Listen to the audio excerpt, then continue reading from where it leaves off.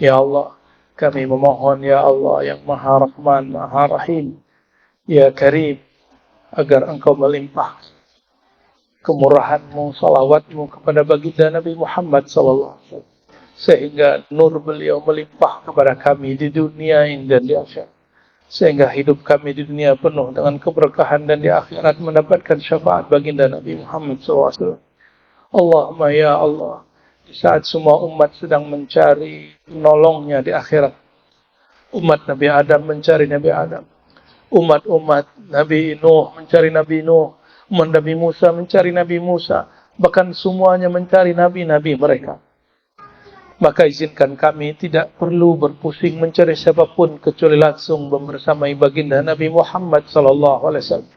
Allahumma ya Allah, ketika kami dihisab ya Allah, izinkan Nabi Muhammad SAW memberi syafaat kami sehingga kami dihisab dengan mudah dan ringan ya Allah. Fahasibna hisaban yasira, dan hisablah kami dengan hisab yang mudah ya Allah.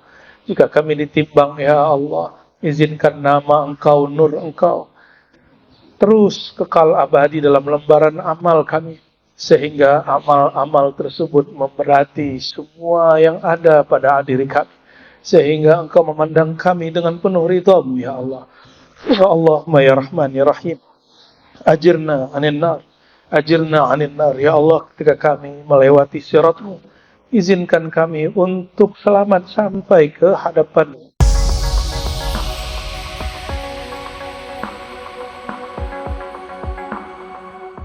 Yang disebut mujahadah, banyak sholat, banyak zikir, banyak sujud, adalah mahar membersamai baginda Nabi Muhammad Sallallahu Alaihi Wasallam.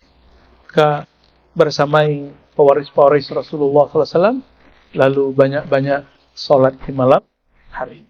Semoga Allah mengizinkan kita jumpa dengan beliau dan membersamai beliau nanti di akhirat kelak. Amin ya Rabbal Alamin. Sebelumnya mari kita baca surah Al-Fatihah. Semoga Allah membuka kalbu fikiran kita semua berkat Ummul Quran dan memberkahi pengarang kitab ini dan menghubungkan rohani kita dengan rohaniah Rasulullah SAW, sehingga amalan kita terhubung bersambung dengan ajaran beliau. Al-Fatihah. Bismillahirrahmanirrahim. Syaratul ladzina an'amta 'alaihim ghairil maghdubi 'alaihim.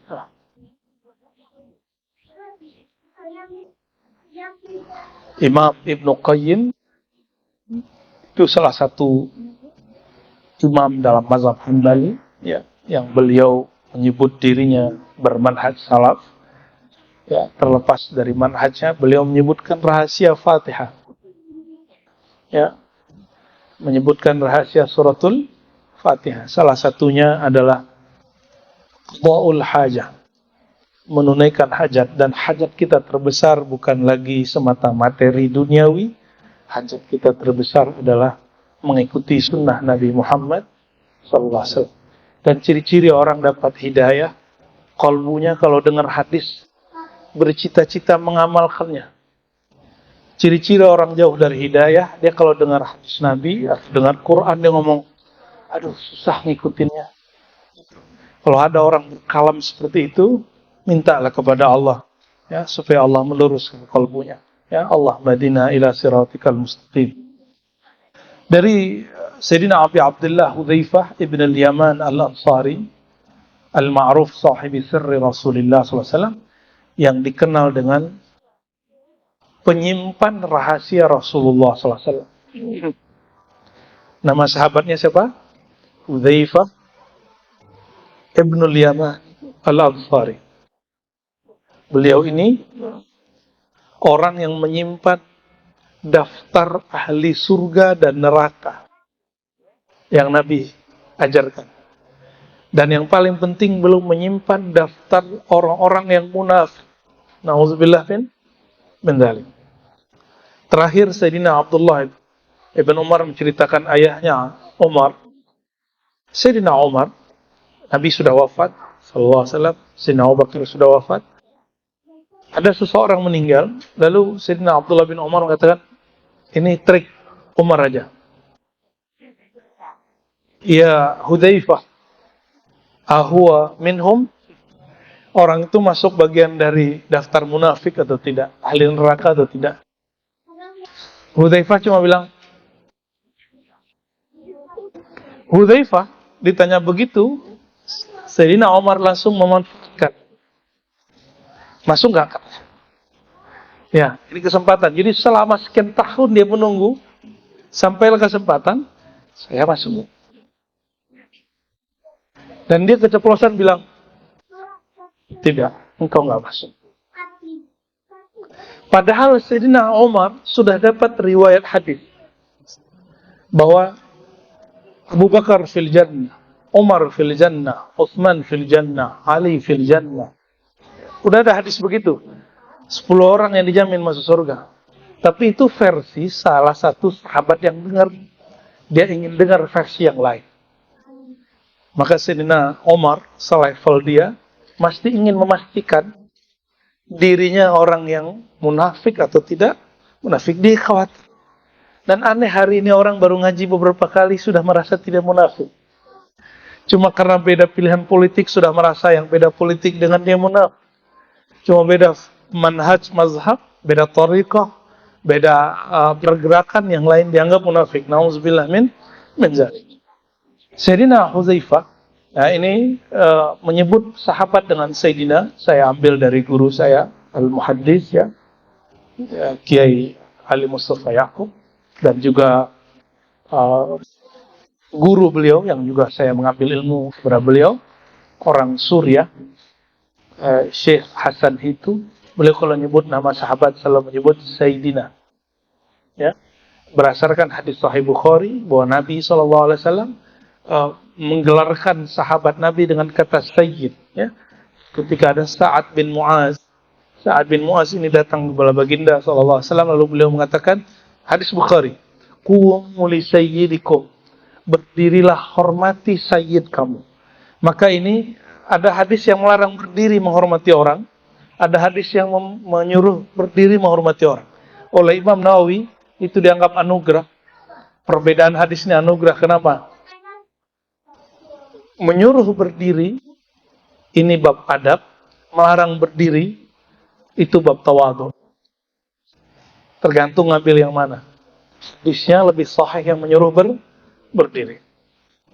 Disebutkan di situ, Qumu li sayyidikum, berdirilah untuk sayyid kamu, yaitu Sa'ad ibn Mu'az. Jadi Nabi menyebut Sayyidina Mu'az, kira-kira begitu, Sayyidi Mu'az. Berdasarkan itu, sanad ulama-ulama, kami ngambil sanad juga dari ulama India, ya, Syekh Khaja Sharif, beliau dari guru-gurunya Doi Bandi dan beberapa macam yang berhubung kepada ulama Madinah, dan mereka selalu menyebut nama sahabat dengan sebutan Sayyidina. Dan ini tidak berkaitan dengan akidah, tidak berkaitan dengan fiqh, ini berkaitan dengan adab. Boleh dipakai, boleh tidak, ya. Saya memilih dan mulai membiasakan untuk memakainya, untuk membedakan antara kita dengan kelompok Syiah yang mereka hanya mensayyidinakan Sayyidina Ali dan orang-orang Ahlul Bait. Nah, dan kita mengatakan Sayyidina tidak hanya kepada Ahlul Bait, tapi juga kepada sahabat Nabi, istri-istri Nabi radhiyallahu taala anhum ajma'in. Apa kata Sayyidina Mu'az? Shallaitu ma'an Nabi sallallahu alaihi wasallam dzalata laila. Aku salat malam hari bersama Nabi, ya, sallallahu alaihi wasallam. Ini salat apa? Ini salat malam. Qiyamul lail, bukan salat Isya. Faftatahal Baqarah. Nah, dan ini dalil bahwa tahajud boleh jamaah. Jadi orang-orang tanya, kami dibid'ahkan seorang ustaz buat qiyamul lail berjamaah, ya, witir berjamaah. Maka saya kasih ini hadisnya. Sayyidina Hudzaifah menceritakan bahwa dirinya bermakmum mengikuti baginda sallallahu alaihi wasallam untuk salat malam. Zata laila, menunjukkan ini tengah malam. Fakultu yarka' indal mi'ah. Aku mengira Nabi SAW kan sujud di hadis yang di ayat yang ke-100. Ayat ke-100 itu panjang nggak tuh di surah Al-Baqarah? Panjang, ya? Summa madha, tahu-tahu Nabi lanjut. Ya, fakultu yarka' biha. Kayaknya ya Nabi bakal sujud kalau selesai 280 berapa surat Al-Baqarah? 200 berapa? 80 berapa? 80 berapa ayo? Itu surat terpanjang. 286. Ya, surat Al-Baqarah, surat sapi betina. Kata Sayyidina Mu'adz, Sayyidina Hudzaifah, Nabi kayaknya sujud di ujung surat. Ternyata Nabi lanjut. Dan lanjutnya bukan ke Ali Imran, lanjutnya ke An-Nisa. Kalau sesudah Al-Baqarah surat apa? Ali Imran. Ali Imran artinya keluarga Imran. Lalu Nabi menyelesaikan satu surat lagi, yaitu An-Nisa. An-Nisa panjang sekali. Baru mundur kepada surat dulu kan mushaf belum ditulis seperti sekarang. Nah, ini dalil bahwa boleh memajukan, memundurkan satu surat. Tapi bukan dalam satu surat. Tapi antar surat. Jadi jangan baca ayat 100, terus habis itu baca ayat 10. Itu nggak boleh. Tapi surat Al-Baqarah, loncat ke Ar-Ra'd, balik lagi ke At-Taubah itu boleh. Ya. Jadi nomor suratnya boleh ditukar. Tapi nomor ayat tidak boleh dibalik. Karena yang tauqifi, yang berasal langsung dari baginda SAW, itu susunan ayat. Sedangkan susunan surat, itu ijma' dari para sahabat, Sayyidina Utsman, dan itu disebutkan dalam kitab Al-Itqan, Imam Al-Hafiz Jalaluddin As-Suyuti. Ya, kitabnya 2 kali tebal ini, Al-Itqan menyebutkan, dan juga Al-Burhan Zarkashi, bahwa susunan ayat tauqifi. Apa makna tauqifi? Sebagaimana Rasulullah SAW ajarkan, tidak boleh diubah sedikit pun. Ayat alif lam mim tidak boleh ditaruh di ayat kedua, ketiga. Dia mesti di satu. Tapi lain ceritanya dengan susunan surat. Boleh dimajukan, boleh dimunurkan. Lalu lanjut kepada surat Ali Imran. Jadi Al-Baqarah beres, An-Nisa beres, Al-Imran beres. Yaqra' mutarassilan. Nabi bacanya santai, ya, maksudnya penuh dengan tajwid. Idza marra bi ayatin fiha tasbih sabbah. Jika ada ayat nyuruh baca tasbih, Nabi tasbih. Idza marra bi su'al sa'al. Jika ada ayat doa, Nabi doa dulu. Aduh, panjang enggak tuh? Wa idza marra bi ta'awudin ta'awwal. Jika ada ayat menyuruh berlindunglah, maka Nabi berlindung dulu, berdoa dulu. Berdasarkan ini, ya, boleh membubuhkan doa dalam bahasa Arab tentunya pada ayat-ayat tertentu, meskipun doa itu tidak pernah kita temui dalam hadis Nabi sallallahu alaihi wasallam. Yang penting doanya berkaitan dengan ayatnya. Ini dalilnya, ya. Maka ayat hadis ini kait lebih pada 10 hukum. Jadi orang kalau baca hadis ini, di kepala dia minimal ada 10 hukum yang muncul, hukum fikih. Ya. Itu yang disebut yaqra' mutarassilan. Nabi kalau baca itu santai. Coba bayangkan Al-Baqarah berapa juz? 2,5. Ditambah Ali Imran, ditambah An-Nisa. Tapi ini dibalik. An-Nisa dulu, Ali Imran dulu. Itu berapa juz? 5 juz. Ya. Berdasar itu muncullah nanti sampai Maidah bahkan namanya fami bisyauqin. Jadi ada satu metode baca Quran biasa diamalkan oleh para ulama kita di musim khatam Quran bagi orang yang tidak pergi haji. Itu dimulai dari awal Zulhijjah. Ini tanggal berapa Zulqa'dahnya? 23. Jadi awal Zulqa'dah dimulai fami, Fatihah sampai dibaca hari itu selesai mim Al-Maidah. Jadi ini sampai kepada surat An-Nisa, ya, dan pembukaan beberapa ayat dari Al-Maidah. fami bi syaukin. Jadi qin nanti sampai kepada surat Al-Alaq atau Al-Falaq sampai ke belakang. Dan itu cuma memerlukan 7 hari atau 10 hari. Ada metodenya. Jadi 30 juz dalam 10 hari atau dalam 7 hari dibagi dalam huruf itu. Fa al-Fatihah, Mim al-Maidah, terus sampai terakhir. Berdasarkan hadis ini. Ya, berdasarkan hadis itu. Jadi istilah fahmi bisyaukin salah satu thariqah atau tata cara hafiz Quran menghafalkan atau mentakrir bacaan Quran. Jadi Bapak Ibu, mentakrir Quran itu pun ada thariqahnya. Ini bukan thariqah sufi, bukan ya. Ada mazhabnya. Sayyidina Utsman setiap hari dia khatam 8 kali. Mungkin? Di otak nggak mungkin. Di otak kita nggak mungkin. Syekh Yusuf, ya, ketika dia nulis satu kitab judulnya Mausu'ah Al-Yusufiyah fi Adillah Sufiyah. Dia ini prihatin melihat ajaran tasawuf yang merupakan ajaran sunnah Nabi dalam bab rohani dibid'ahkan. Maka dia buat satu tebal ini kumpulan dalil bertasawuf. Dan dia kemudian menukil amalan Sayyidina Utsman, khalifah ketiga, menantu Rasulullah SAW, bahwa beliau mengkhatamkan Quran sehari bulan puasa 8 kali. Apa jawaban beliau? Minal ulama, di antara para ulama, man burika fi waktu. Ada yang diberkahi waktunya. Waktu pendek, bagi dia jadi panjang. Kalau ciri-ciri kita nggak diberkahi, Pak, waktu itu cepat sekali berlalu. Itu waktunya udah nggak diberkahi.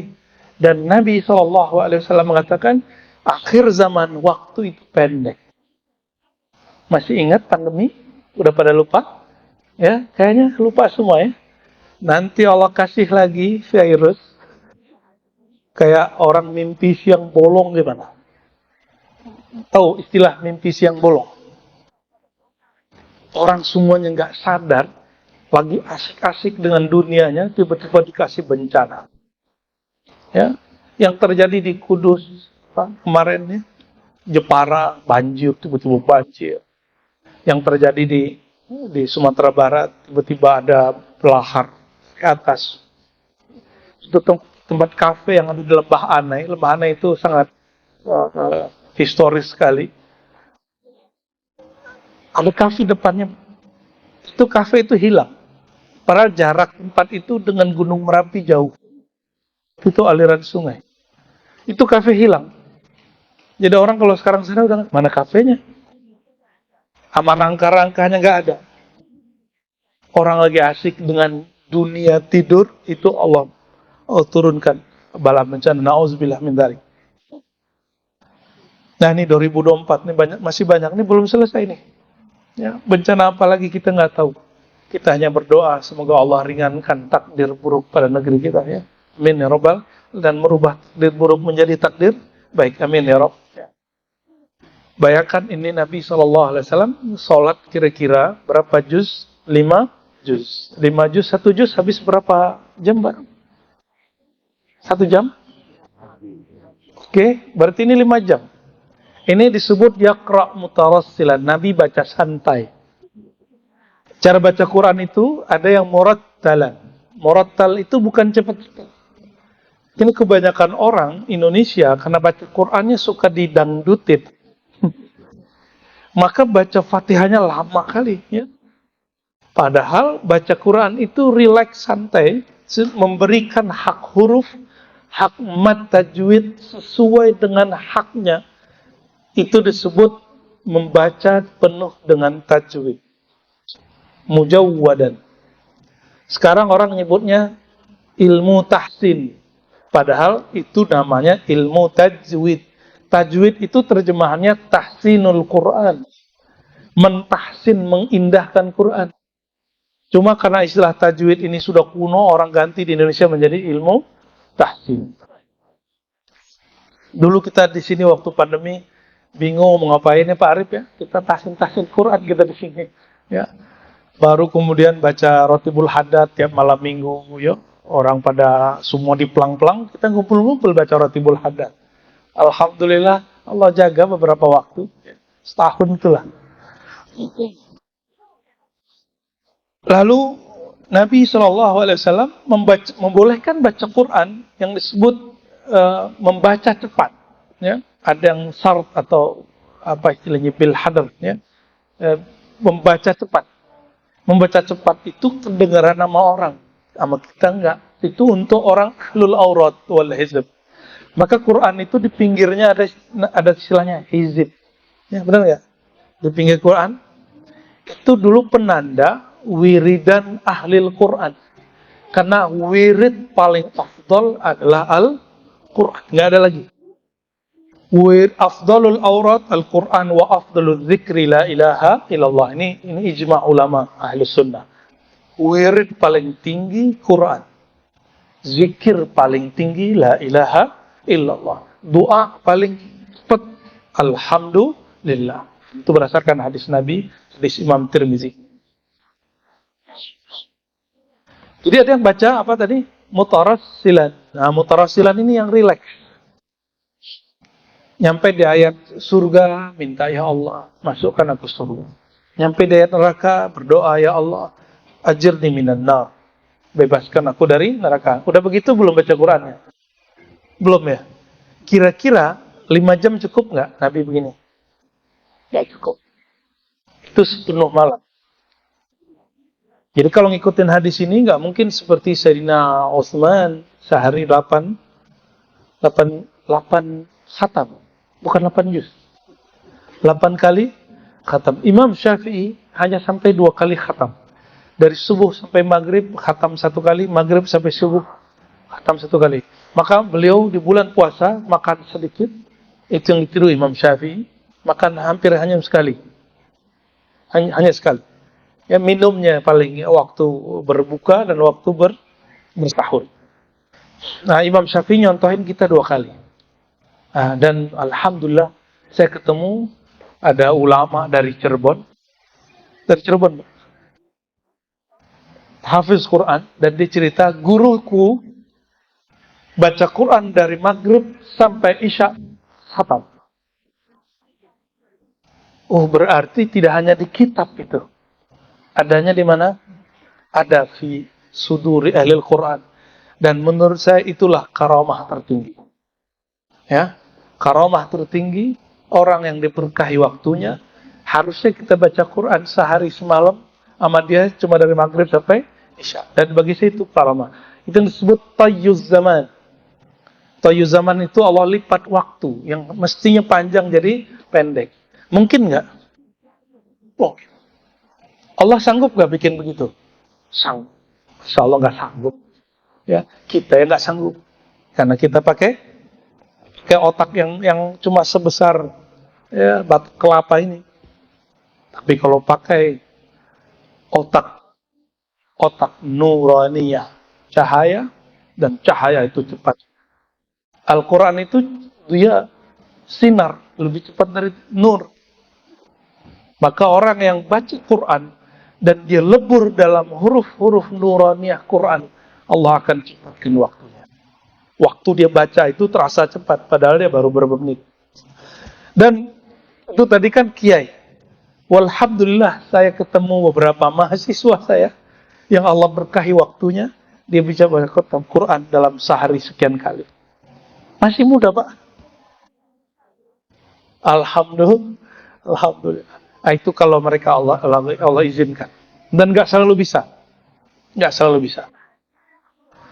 Nah, namun cara baca Nabi ini disebut cara baca mutarassilan. Ya, mutarassilan. Sebenarnya ada cara baca lain.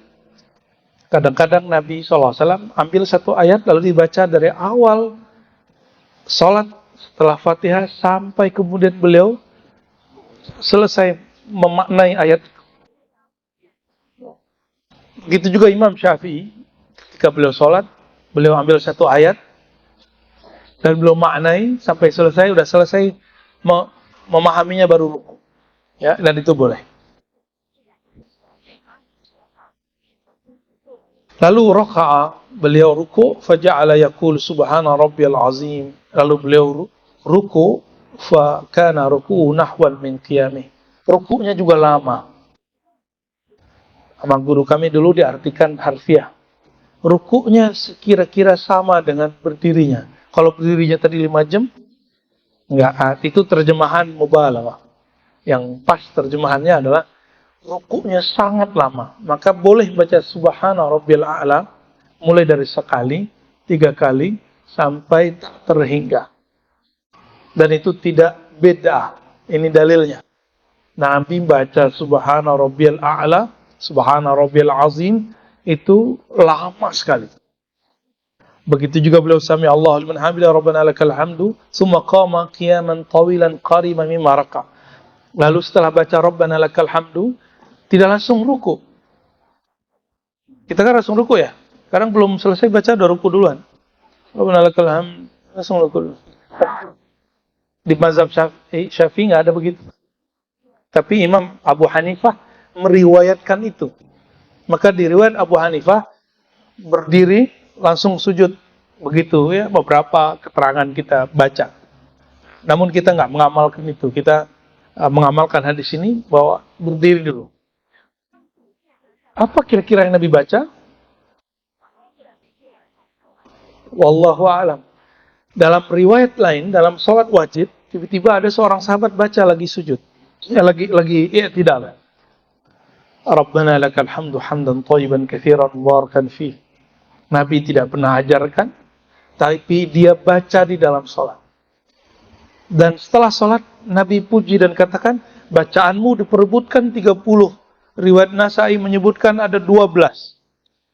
12 malaikat memperebutkan bacaanmu. Ini dalil bahwa sahabat itu ketika membaca satu kalimat yang Nabi tidak baca, selama isinya sama dengan yang Nabi suruh, maka itu boleh. Nah, disinilah kritik terhadap Syekh Albani yang mengharamkan atau bukan mengharamkan, membid'ahkan baca Sayyidina Muhammad. Hanya cukup Muhammad, tidak usah Sayyidina. Tapi itu perbedaan, ya. Perbedaan ini jangan sampai buat hati kita berpecah belah. Dan dia juga membid'ahkan lagi membaca, ya, tidak boleh lagi baca Assalamualaikum ya ayuhan Nabi. Nabi sudah mati katanya. Ini kita Syekh Albani dalam sifat salat Nabi. Apa kata dia? Nggak boleh baca Assalamualaikum. Salam atas engkau wahai Nabi, karena Nabi sudah meninggal. Dia memakai riwayat Ibnu Mas'ud. Ibnu Mas'ud setelah Nabi meninggal mengganti bacanya Assalamu ala Nabi. Bukan Assalamu alaika ya ayuhan Nabi. Tapi riwayat Ibnu Mas'ud tidak diikuti oleh Ibnu Abbas, tidak diikuti oleh Ibnu Umar, tidak diikuti oleh Abu Hurairah. Kenapa? Harus ikut pandangan itu. Nah, di sini kemudian ulama kita di Syam mengkritisi Syekh Albani dalam sifat salatnya. Ya. Kita pulangkan semuanya kepada Allah. Lalu qama qiyaman tawilan qariban mimma raka. Nabi kemudian bangkit lagi dan beliau sholat panjang lagi di waktu sujud. Beliau membaca subhana rabbiyal a'la fa kana sujuduhu qariban min qiyamih. Sujudnya juga sangat panjang. Bapak Ibu, saudara-saudariku, hadis ini menunjukkan apa? Nah, ini yang paling inti dari kitab ini. Menunjukkan kathratul mujahadah. Nabi itu banyak bermujahadah. Apa arti mujahadah? Di awal kita buka bab ini, bahzul juhudi fitta, mengerahkan keseriusan, lelah-lelah, bercapek-capek untuk apa? Untuk melaksanakan ketaatan kepada Allah Subhanahu wa ta'ala. Jadi kalau belum merasa lelah ibadah, itu belum mujahadah. Ya. Jadi kalau sholat witirnya berapa rakaat? 3 rakaat. Tahajudnya berapa? Qiyamul lailnya 2. Belum mujahadah itu. Minimal 11. Seperti dalam hadis Bukhari Muslim dikatakan bahwa Nabi SAW baik bulan puasa ataupun di luar puasa, beliau sholat malamnya 11 rakaat. Nah, itu baru tuh mujahadah tuh ya. Coba mulai-mulai, jangan langsung 11. Tadi berapa? 2 plus 3, berarti 5. Naikin 7, naikin 9. Kalau sudah naik 7, jangan turun 5. Kalau sudah 9, jangan turun 7. Terus 11. Gimana caranya? Kita kan kadang kelelahan, ada kesibukan, ada caranya. Cara paling mudahnya adalah kalau ketiduran, ketinggalan, diqadha. Seperti Rasulullah SAW mengqadha salat sunnatnya. Ya, sallallahu alaihi wasallam. Jadi yang diqadha nggak hanya salat wajib, salat sunat juga diqadha. Apalagi mazhab Jakarta ini kan. Di Jakarta itu kita pulang kerja, ba'da asar, nyampe isya. Nggak bisa turun di tol. Macetnya di tol, jadi bayar untuk kena macet. Ya sudah. Maka sholatnya harus diniatkan. Saya niat mengqadha sholat maghrib di waktu isya. Jadi ini yang disebut qadhaan. Kalau adaan, menunaikan sholat di waktunya. Hadis ini sahih riwayat Imam Muslim, juga diriwayatkan oleh Imam Ahmad, ya, dan imam-imam yang lain dengan redaksi yang beragam. Sebenarnya ada redaksi lain dari Imam Bukhari, ya. Kita dulu waktu ngaji Sahih Bukhari tahun 2004 dengan guru kita dan membaca hadis ini. Masuk ke hadis berikut. An Ibnu Mas'ud, dari Sayyidina Abdullah bin Mas'ud. Tadi Uzaifah, sekarang Ibnu Mas'ud. Nah, ceritanya hampir sama. Salaitu ma'an Nabi sallallahu alaihi wasallam lailatan. Aku qiyamul lail mengikuti Nabi sallallahu alaihi wasallam. Fa'atal al-qiyam hatta hamamtu bi amri sau'in. Jadi ada amri su'in, ada amri sau'in. Su' itu buruk mutlak. Kalau sau' berpikir negatif. Su'uzzan, prasangka negatif. Kalau sau'izzan itu memprediksi resiko terburuk. Ketika Nabi sholat panjang, seperti yang diceritakan Huzaifah tadi, aku hamamtu bi amri sau'. Ini dalil Bapak Ibu, sahabat Nabi kalau sholat masih pikiran. Ini dalil antum nih, ya. Dalil untuk menghibur kita. Kalau sholat nggak khusyuk-khusyuk amat nggak apa-apa. Ini dalilnya nih Sahih Bukhari Muslim ini. Ya, muttafaq alaihi. Al-Bukhari wa Muslim. Nabi lagi mimpin sholat, terus dia mikir, waduh, mau mundur nih, gitu. Dia berpikir mau keluar dari sholat. Itu yang disebut hamamtu bisau. Aku berpikir aku ingin keluar dari sholat. Wa ma hamamtu bihi qala wa ma hamamta bihi hamamtu an ajlis wa'ada'ahu. Ya. Lalu ada yang bertanya, muridnya bertanya, yang besar kemungkinan yang bertanya Alqamah, murid dia. Apa kata muridnya? Alqamah, tabi'i, seorang tabi'in, atau Sa'id bin Jubair juga murid beliau. Hamamtu an ajlis wa ada'ahu. Aku berpikir negatif untuk duduk, terus pelan-pelan menghilang. Wa ada'ahu. Lalu aku meninggalkan.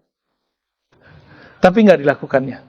Itu hanya maka ada niat itu sudah berbarengan dengan fi'il. Maka kalau niat usolli itu bukan niat, Pak, itu namanya lafaz niat. Niat itu di sini, an-niyah fil qulub, dan itu dari zaman Nabi SAW sampai sekarang ulama sepakat. Ulama hanya beda pendapat mengenai anjuran melafazkan niat. An-niyah fil qulub muqtarinun bil fi'il. Niat itu di hati dan dia berbarengan dengan perbuatan. Jadi saat kita bertakbir, dalam hati kita langsung berniat. Gitu. Dan niat di hati kan boleh bahasa Indonesia. Tapi kalau dilafazkan mesti bahasa Arab. Itu aja bedanya. Ya. Dan saya ini kasih bocoran, walaupun saya bermazhab Syafi'i, tapi saya jarang melafazkan niat. Kenapa? Niat itu dalam ilmu psikologi disebut, dan kedokteran, ya, disebut conditioning. Bagi saya cara conditioning itu adalah pakai hadis sallu kama ra'aitumuni usolli. Salatlah kamu seperti kamu melihat aku salat. Maka saya menghubungkan diri saya dengan orang yang kalbunya terhubung dengan Nabi, sanad ilmunya bersambung dengan sanad Nabi Sallallahu Alaihi Wasallam. Itu caranya. Itu cara saya sebelum sholat. Lalu baru disebut, ini sholat subuh apa gitu. Jadi jarang sekali melafazkan, kecuali lagi ngajarin murid. Kalau ngajarin murid baru saya bilang, usolli fardal maghrib, begitu. Ya, tapi itu jarang. Ya, saya jarang pakai lafaz niat. Kenapa? Karena niat sebenarnya di qalbu. Di bawah niat itu ada namanya hadisun nafs. Kata-kata hati. Pernah ngomong sendiri nggak di hati? Tapi belum dikerjain. Nah, hadisun nafs itu adalah kumpulan daripada al-himmah. Ya. Angan-angan. Nah, orang baru berangan-angan untuk mundur sholat seperti Ibnu Mas'ud, itu tidak berdosa dan sholatnya sah. Dan ini juga kabar gembira bahwa selevel sahabat Nabi radhiyallahu taala anhum dalam sholat pun tidak khusyuk-khusyuk amat. Ya, ini dalilnya. Ya, jadi antum kalau lagi ini bayangkan, saya cuma pakai sholat itu pakai surat Al-Munafikun, itu di belakang udah mulai mikir, aduh, panjang bener ini. Gimana kita pakai surat Al-Baqarah, Pak? Saya udah nggak pernah lagi sholat itu 1 juz, itu udah nggak pernah. Dulu waktu kita masih remaja itu, lagi jos tuh ya, baca sholat 1 rakaat, nggak baca di depan, hafalan 1 juz. Senang juga ya, sholat 1 juz tuh nikmat. Saya mikir gini, kalau begini 30 hari kita khatam Quran. Kalau 2 kali berdiri 2 juz, berarti 15 hari. Disitulah kita paham kenapa para imam itu bisa khatam Quran, karena sholatnya banyak. Contoh, Imam Abu Hanifah sehari sholatnya 100 rakaat. 100 rakaat sunat, di luar sholat wajib. Imam Ahmad itu sholat sebelum beliau menikah dan sebelum sibuk 300 rakaat. Ketika sudah menikah, punya anak dan sudah mulai tua, skon setengahnya 150 rakaat. Itu banyak apa dikit? Maka ulama salafun salih yaqtatimuna al-Quran fi shalah aktsar min ghairi shalah. Mereka mengkhatamkan Quran lebih sering di dalam salat daripada di luar salat. Nah, coba sekali seumur hidup nanti khatam Qurannya di dalam salat. Coba deh ya. Mau nyampe juz 30, buka aja Quran di depan, taruh pakai standing Quran, ya. Nanti baca dari awal sampai akhir. Lalu katakan, ya Allah, alhamdulillah, ini akhwal pertamaku khatam Quran di dalam salat. Itulah afdalul awqat, waktu terbaik khatam Quran. Dikatakan juga oleh Imam Nawawi dalam kitab Tibyan, ya. Baik. Hadis yang ke-10, tadi ke-9, an Sayyidina Anas radhiyallahu ta'ala anhu an Rasulillah sallallahu alaihi wasallam. Tadi ada Huzaifah, ada Ibnu Mas'ud. Ibnu Mas'ud itu beliau yang memegang qiraat. Jadi bacaan Quran Bapak Ibu, ini mohon maaf kalau masih ada yang membid'ahkan mazhab. Mazhab itu cara memahami dan mengamalkan sunnah. Kita ikut Bukhari aja. Tunggu. Imam Bukhari hanya meriwayatkan sunnah. Bukan imam yang merumuskan cara mengamal. Maka Imam Bukhari Al-Humaidi, itulah hadis pertama di Sahih Bukhari. Belum meriwayatkan hadis innamal a'malu binniyat dari gurunya yang merupakan asisten Imam Syafi'i namanya Al-Humaidi. Imam Humaidi ini tinggal di Makkah. Imam Bukhari tinggal di Bukhara. Jauh nggak? Ya, nggak ada pesawat loh Pak.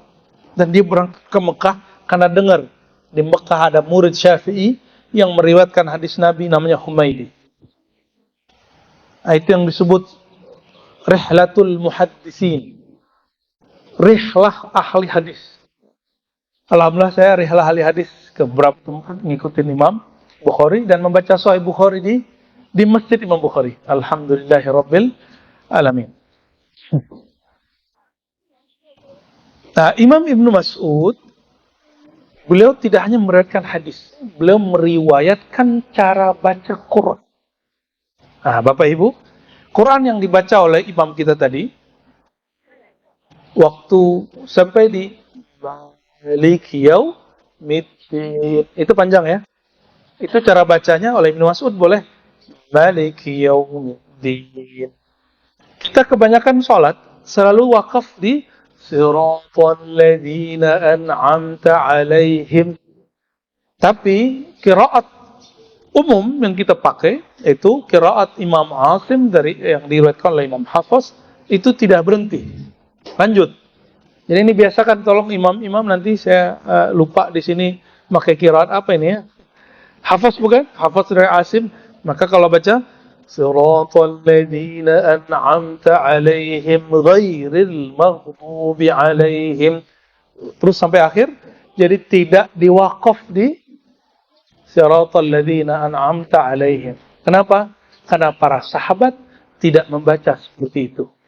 Para sahabat membaca diterima dari qalbu Nabi Muhammad SAW, itu diwasal, disambung. Oke. Nah, kalau nafas gak sanggup gimana? Mulai dari awal. Jadi, Siratal ladzina an'amta alaihim, berhenti, ulang lagi, Pak. Gitu caranya. Ya, boleh diulang. Atau berhenti di ghairil maghdubi alaihim, habis suara ulang lagi dari depan. Itu boleh, ya, tidak masalah.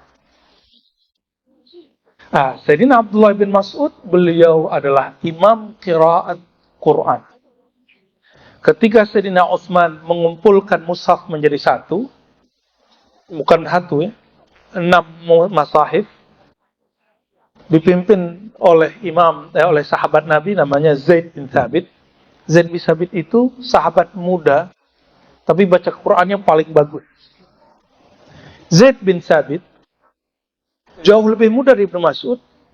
Waktu Ibnu Mas'ud hafal Quran, Zaid masih main-main, masih main gundu, masih main layang-layangan.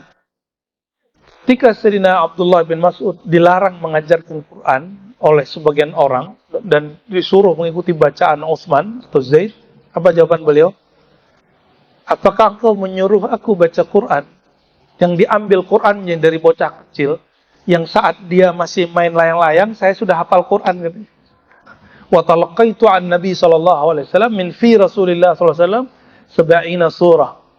Ya, aku langsung menerima dari Nabi 70-an surat, sedangkan dia masih main zaubatain, masih main-mainan anak-anak. Jadi Quran yang kita pakai sekarang, yang ini, itu dulu sempat konflik. Qurannya nggak konflik, mushafnya yang dulu konflik. Bedakan ya, Qurannya sepakat, bedakan mushaf dengan Quran. Apa beda mushaf dan Quran? Quran kalam Allah. Kalau mushaf ciptaan makhluk Allah Subhanahu Ta'ala, ijtihad Sayyidina Utsman. Maka disebut mushaf Utsmani. Bacaan kita, bacaan apa? Qiraat Imam Asim. Qiraat itu dalam fikih disebut mazhab. Dalam tasawuf disebut thariqah. Dalam akidah disebut manhaj. Jadi, ulama kita sering ngomong ini thariqah Asim. Thariqah di situ artinya qiraat, cara baca Imam Asim. Jadi baca Quran nggak bisa langsung ke Nabi Sallallahu Alaihi Wasallam. Oleh karena itu tajwid pun ada alirannya. Tajwid ada alirannya, Pak. Jadi kita misalnya memanjangkan satu bacaan bagi imam lain nggak panjang, itu ada. Ya. Oleh karenanya, ambillah ilmu dari ahlinya, karena ilmu mereka bersambung dari gurunya, gurunya sambung sampai ke Rasulullah SAW. Di IKI, PT IKI, yang kebetulan saya ngajar di Paskanya, itu ada beberapa kiai senior, ya, yang nulis Maisuro itu. Siapa namanya, Ustazah? Kiai Fatoni ya. Kiai Fatoni itu ahli qiraat yang 7. Siapa nama kiainya? Kiai Dr. Ahmad Fatoni. Itu dia buat daurah-daurah cara baca Quran mulai dari tajwid sampai kepada qiraat Imam Asim dan beberapa qiraat lain. Sudah sepuh. Saya khawatir nih kalau beliau berpulang ilmu qiraat siapa lagi? Ya, semoga murid-muridnya bisa melanjutkan ya. Amin ya rabbal alamin. Beliau itu kakak kelasnya Muammar. Tahu Muammar? Muammar yang suaranya bagus. Tapi mereka beda faham, Pak. Beda berdua ini. Beliau itu tidak sepakat dengan cara baca yang berirama panjang seperti Muammar. Ya. Karena dulu seorang syekh dari Mesir yang ngajar di PT IKI kan dulu sama satu oleh Syekh Ibrahim Hussein Kiai. Itu dulu ulama Mesirnya oleh ulama yang lain disebut ahli bid'ah. Bahkan disebut syaitan. Kenapa? Matnya jadi panjang. Ya, Bismillahirrahmanirrahim. Jadi panjang gitu. Ya, ulama tertentu agak ketat ya. Tapi kita nggak ikut-ikutan dengan ikhtilaf mereka, konflik mereka. Itu mereka yang berilmu, kita serahkan ilmunya kepada ahlinya. Kita nggak tahu, kita bilang, itu urusan mereka. Gitu, ya, nggak usah kemudian ikut-ikutan. Karena lagi rame nih, bulan puasa kemarin, lagi rame video Syekh Aiman Suwaid. Guru para masyayikh kita di sini. Ya, Syekh Aiman Suwaid itu mengharamkan irama dalam Quran. Tapi itu beda dengan kawan-kawannya di Mesir ya. Nah, kita nggak ngikut perdebatan mereka, kita doakan saja mereka baik-baik saja. Hadis yang ke-10 ya. Dari Anas dari Nabi SAW, yatba'ul mayta thalath. Kalau orang mati, maka yang mengikuti dia bukan lagi anak istrinya, bahkan pengikutnya nggak ada yang ngikut dia. Anaknya nggak ada yang ikut dia, rumahnya nggak ada yang ikut dia. Siapa yang ngikutin dia? Salasah, 3. Ya. Tapi dari salasah itu nanti sisa 1. Waktu dia diantar ke kuburan, diikuti oleh 3, ahluhu wa maluhu wa amaluh. Keluarganya, hartanya. Orang diantarkan pakai mobil kan? Ya. Ada beberapa orang yang nggak mau pakai mobil siapapun, dia pakai mobil sendiri atau dia bayar mobil mahal. Ya. Saya baru ngelihat mobil ambulan itu ada yang Mercy, Pak. Baru kemarin. Ya. Ada tetangga di bagian sono meninggal. Ada tuh ambulan Mercy. Kita taunya ambulan biasanya Grand Max. Grand Max apalagi Suzuki gitu ya. Paling-paling Hyundai yang gede itu. Ini ada agak mahal. Ya. Keluarganya, hartanya. Wa amaluhu, dan terakhir karya dia, amal dia. Fayarji isnani. Yang pertama, kedua balik. Wa yabqa wahid. Sisa 1. Yarji'alu wa maluhu wa yabqa amaluhu. Maka Bapak Ibu, amal kita itu nanti Allah jadikan jadi satu makhluk. Quran itu Allah ciptakan jadi sosok-sosok. Salat itu jadi sosok. Maka orang yang banyak amalan di dunia, nanti dia nggak sepi di akhirat. Senang nggak rumahnya sepi? Ya. Tapi ahlullah, walaupun tubuhnya sendiri, kalbunya nggak sendiri. Ya. Hadis yang ke-11 dari Ibnu Mas'ud radhiyallahu taala anhu. Sedikit lagi, qala Nabi sallallahu alaihi wasallam. Kata orang, masuk surga susah. Masuk neraka mudah. Ya. Itu nggak ngerti hadis. Nggak ngerti sunnah Nabi SAW. Ini Sahih Bukhari. Hadis mengenai bahwa neraka itu mudah masuk, itu hadisnya nggak menyebutkan begitu. Hadisnya Sahih Bukhari hanya menyebutkan begini. Hujibatil jannatu bil makari. Surga diliputi oleh hal-hal yang tidak disuka, sedangkan neraka dipenuhi, dikelilingi hal-hal yang penuh syahwat yang disuka. Cuma begitu riwayatnya. Maka masuk surga susah bagi orang yang bersyahwat duniawi. Masuk neraka pun susah bagi orang yang kurang syahwat duniawinya. Nah, dalam hal ini Ibnu Mas'ud radhiyallahu taala anhu beliau mengatakan Nabi SAW pernah khutbah dan menyampaikan satu kalam. Al-jannatu aqrabu ila ahadikum min syiraqi na'lih wan naru mithlu dzalik. Dekatnya seseorang kepada neraka dan surga seperti dekatnya engkau dengan sorong sendalmu. Sendal itu ada, kita nyorong kaki begitu. Semudah itulah orang masuk surga dan neraka. Berarti potensi masuk surga dan potensi masuk neraka sama 50-50. Tidak seperti yang dibayangkan bahwa surga neraka lebih mudah masuk neraka daripada masuk surga. Ya, coba baca subhanallah. Coba baca. Mudah enggak? Mudah enggak? Serius? Coba baca lagi. La ilaha illallah. Tiada yang berhak disembah kecuali udah tuh pasti masuk surga itu. Ya, jaminannya bukan saya. Jaminannya Rasulullah SAW. Apa kata beliau? Man qala la ilaha illallah dakhala al-jannah. Siapa yang baca la ilaha illallah pasti masuk surga. Gampang tuh. La ilaha illallah itu kan berat, Ustaz. Apa yang berat? Kalau Allah memudahkan, kenapa engkau beratkan? La ilaha itu kan ada musyahadah, mukasyafah, tajallilah. Jangan menyulit-nyulitkan agama. Itu pengalaman rohani, bukan persaksian. Kalau persaksian, ada tingkatannya. Pertama, minimal tasdik, mempercayai. Yang kedua, mencarikan dalilnya. Yang ketiga, baru menyaksikan dengan rohani. Nah, menyaksikan rohani, ini sifatnya pengalaman. Pak, mesti kita maksain orang menyaksikan Allah seperti kita menyaksikan Allah. Ya. Oleh karenanya, Bapak Ibu, masuk surga sangatlah mudah. Sebagaimana masuk neraka sangatlah mudah. Ya.